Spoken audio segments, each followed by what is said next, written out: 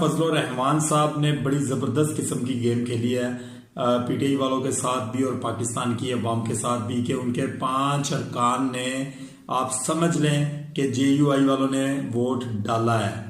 ये बात आप छोड़ दें कि नहीं डाला, ये मैं आपको अंदर की बात बता रहा हूं कि उन लोगों ने वोट को कास्ट करवाया अपना और इसको हतमी शक्ल दी गई है। लेकिन मौलाना फजलुर रहमान साहब इसका बाइकआउट करते हुए पतली गली से निकल गए। कुछ अमेंडमेंट्स उन्होंने करवाई लेकिन उन्होंने वोट कास्ट नहीं किया। इसके साथ जो मौजूदा हमारी पीटीआई क्यादत है उसने भी इस तमाम तरमीम का और सेनेट के इजलास का बाइकआउट किया है।